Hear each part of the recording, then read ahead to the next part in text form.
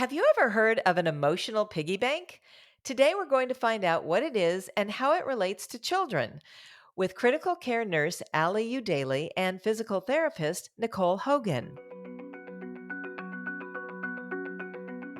Welcome to the Parentish Podcast, where experts at Children's Mercy Kansas City talk about the little everyday things parents experience with their babies, teens, and in-betweens. I'm your host, Maggie McKay. Thank you both so much for being here. Thank you for having us. Of course. Allie, let's start with you. Could you please introduce yourself? Yes, thank you. I'm so excited to be here. My name is Ali Udaly, and I am a nurse in the pediatric ICU and cardiac ICU at Children's Mercy. I have been here for 10 years, and for the last couple of years, I have also been co chair of the hospital wide work group for trauma informed care, which I'm so grateful to be a part of and is a huge part of why I'm here today. Oh, great. I can't wait to hear more about it. And Nicole, would you introduce yourself, please? Yes, hi, my name is Nicole Hogan, and I am a physical therapist. I worked at Children's Mercy for the past several years. And throughout my time in the physical therapy department, I had several interactions with patients and families that really brought forth this light into the emotional piggy bank and throughout their recovery and their rehabilitation. Okay, well, let's talk about this because I have to say, I have never heard of this, so I'm interested. Allie, can you explain what an emotional piggy bank is? Yes, this is such a helpful concept. And I also wanted to share that Nicole and I both have kids. And so this has been something that has affected not just our professional work, but also the way that we each parent our kids at home. So when we think about when you have a baby, and in the first year, two, three of life, the baby cannot meet any of their own needs, right? Any of their physical or emotional needs for themselves. They need their parents or their caregivers to meet all of their needs for them. And we don't often think about it in this way because they're not verbally asking us when they're an infant to feed them or change their diaper or help them fall asleep. They cry to communicate their needs. But even though it's not verbal, every time that they cry to communicate a need, they are asking us for something. And every time we meet that need, we are saying yes. Yes, I will feed you when you're hungry. Yes, I will change you when you're wet. Yes, I will rock you to sleep. And we say yes to our kids millions of times in those first few years of life when they can't get their own needs met for themselves. And so as they grow and learn new things, our toddlers learn to walk and talk, and they start learning to go to the potty by themselves and how to feed themselves. And as toddlers learn new things, we continue to have opportunities to say yes. But then, of course, throughout our kids' lives, the ways in which they ask for us to help them meet their needs, both physically and emotionally, changes and evolves. But we also have to start saying no, right? Like when our toddlers start learning the limits of everything and are learning how to open the silverware drawer and are pulling knives out of the drawer and, various things that our kids do that start to test limits, we start saying no and enforcing boundaries and things that are super necessary and helpful for their growth and development, for them to understand what is safe, what's unsafe, what is healthy for them, and what we need from them as they are members of our family. And so when we think about the concept of an emotional piggy bank as being kind of this emotional reserve that we have, in those first few years of life, we are making millions of little deposits into our kids' piggy banks every time we say yes, every time we meet a need, every time we smile at them and tell them how much we love them, every time we take care of them and nurture them, we're saying yes. And through that first year or so of saying yes millions of times, they build this balance, a positive balance in their emotional piggy bank, so that when they're a toddler and we have to start saying no, we do often get pushback from our toddlers, right? Like we say no and then they learn how to say no. and they're really interested in the concept of saying no. And they push those boundaries, but for the most part, they're going to be able to handle hearing no. And then as they grow and we require more and more from them as they learn to meet their own needs, and then they start going to school and they have other responsibilities that is requiring effort and energy from them, we're able to make withdrawals from their emotional piggy bank. Nicole, does everyone have an emotional piggy bank? Yes, everyone does have an emotional piggy bank. So, if you again envision a piggy bank like you would have in your room, like Allie was just mentioning, and you look at that piggy bank, you can either fill it up to the very top or it can be empty. But everyone's emotional piggy bank is going to look different. And so we are each going to have a different emotional piggy bank account for each significant relationship that we have in our life. And so, for example, the relationship that a child has with their mother is going to be different than the relationship that they have with their father, is going to be different than the relationship they have with their teacher. It's going to be different than the relationship that they have with their coach. Each person in a child's life is going to have a different emotional piggy bank, and each person, adult or child, are going to have emotional piggy banks, and they're just going to look a little different. And I'd like you both to weigh in on this one. Let's start with you, Nicole. What are some misconceptions that people might have about children's behavior and how it relates to their emotional piggy bank? So, I have a couple common misconceptions that I think that people think about when they think about children's behavior and that emotional piggy bank. And I think one of those misconceptions is that people often feel that one single positive interaction can fully replenish a child's emotional reserve in that piggy bank.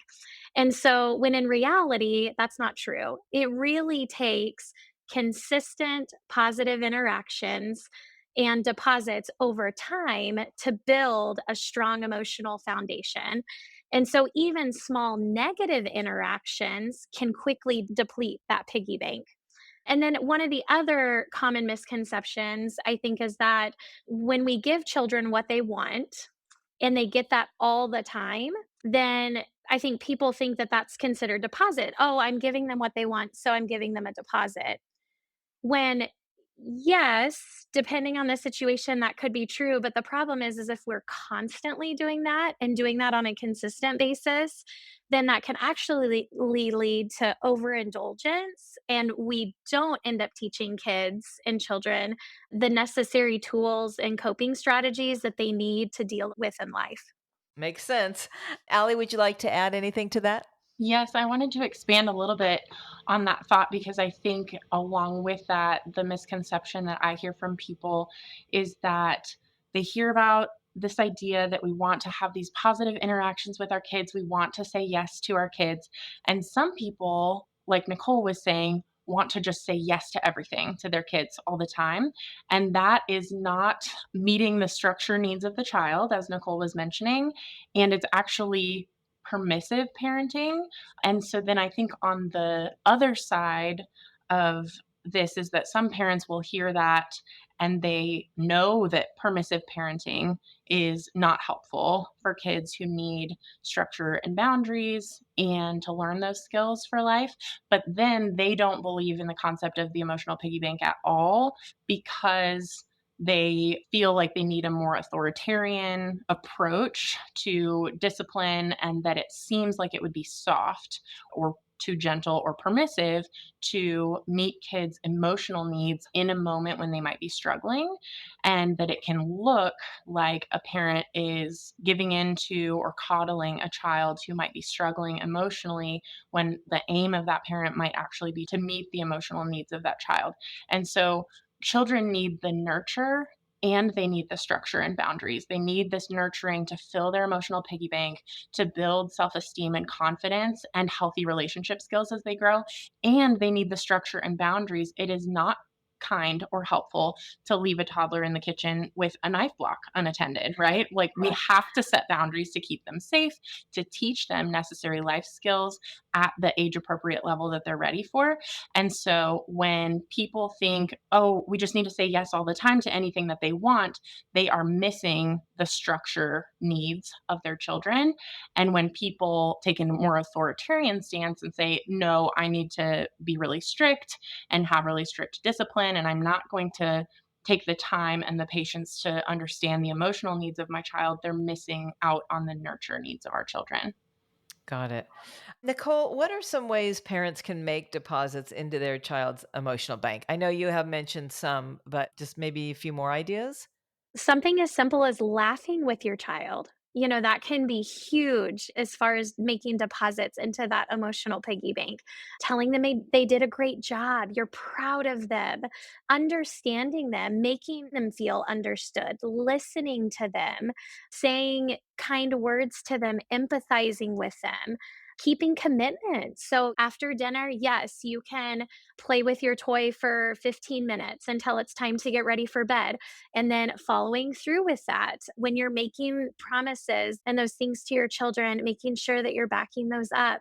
Clarifying expectations. I know that seems kind of a weird thing, but we're not mind readers, right? So being able to have consistently the same expectations can help build those deposits for our children. So that way there isn't ambiguity and they know what's expected of them. And again, whether it's at school, at home, out on the field, or out at practice, attending to the little things, recognizing the small things, helping them if they ask for help. All of those things are going to build trust, are going to build that relationship and make it stronger to where you're making those consistent deposits. So that way, when there is a moment that they are called upon to make a withdrawal, they have that reserve in there to be able to draw from.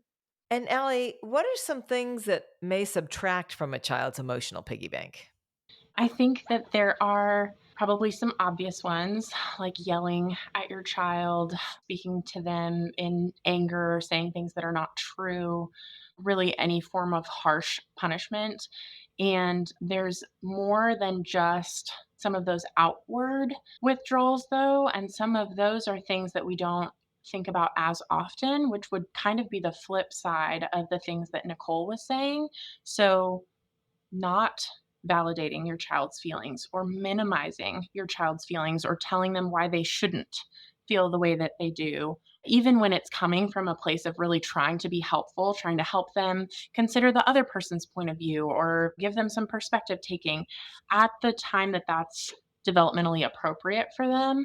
Absolutely, we want to teach them those skills, but we still want to meet them where they're at and validate the feelings that are coming up for them and help them learn how to experience those emotions in their bodies. And that's how they really feel heard and seen. So, not doing that or connecting with them when they're experiencing something that's hard can absolutely subtract from their emotional piggy bank. Another thing would be divided attention. Our kids notice when they are asking us to watch them do something and they're proud of themselves and they want us to be proud of them too. And they're saying, Mom, watch this, or look at this that I did at school. And we're on our phones or we're talking with our partner about the plans for the evening. And I know that that can be so easy. We've all been there. It can be so easy to do. So, taking a moment to be so mindful to at least give our children a few minutes, as many minutes as we logistically can throughout the day of our undivided attention, where we can attune to where they're at, whether they're excited about something or whether they're frustrated or upset about something, whatever it is, giving them our undivided attention to be able to attune to that and respond appropriately is going to be so helpful. And when we're not doing that, they know when our attention is divided and when we're not fully present with them. And that can subtract from their emotional piggy bank as well. And it never ends. I have a 21-year-old and same thing. I like have to think in my head, put the phone down and just listen and don't do anything else. Even though I don't think it ever ends, even though he's 21, but they notice for sure. And then the tables get turned and you're on your phone when they're away at school or something. And you know, they're on their computer or doing something else when they're talking like, okay, well, karma, payback. We're the ones modeling that, right? Like we get so frustrated when they're teenagers and adults and we're like, get off your phone. But if we were the ones that modeled that for them, then that's what they've learned. Nicole, can you give us a real life example of a deposit and of a withdrawal? So I think a deposit could be building off of what Allie just mentioned of that undivided attention, right? So research talks about like the first 3 minutes in the morning when your kids wake up, the first 3 minutes before bed are such critical moments.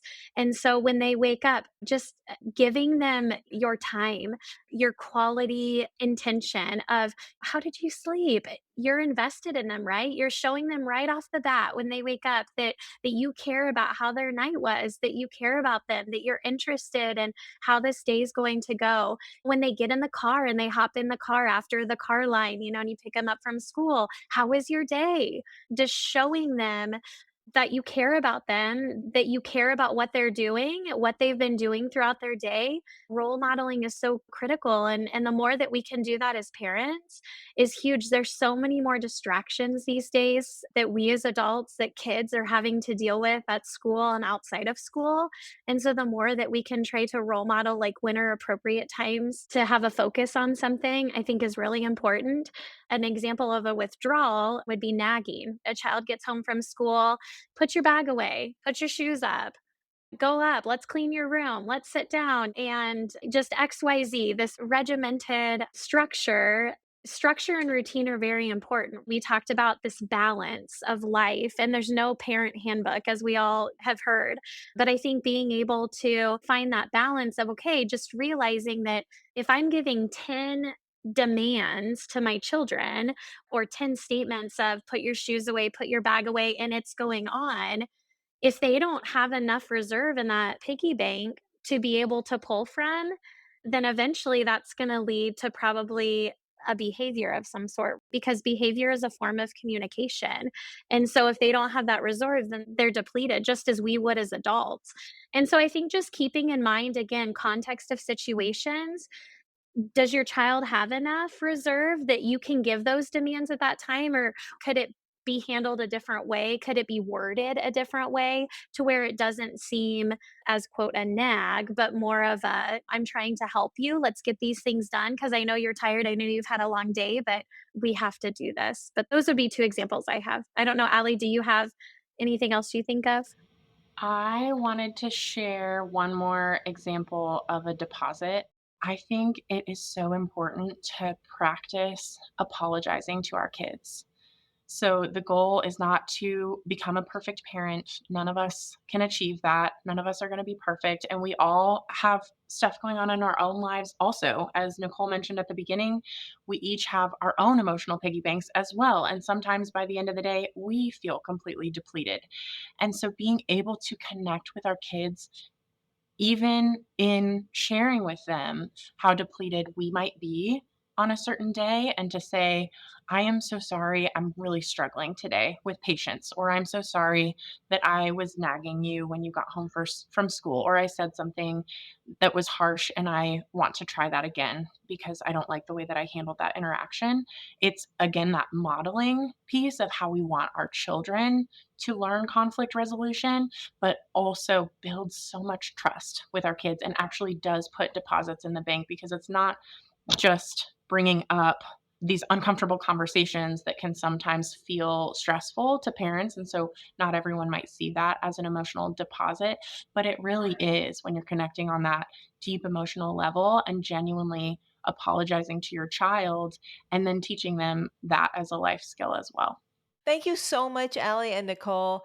This has been eye opening and so informative. It's really good information to know and so helpful. Thank you so much for being here today. Thank you for having us. Thank you.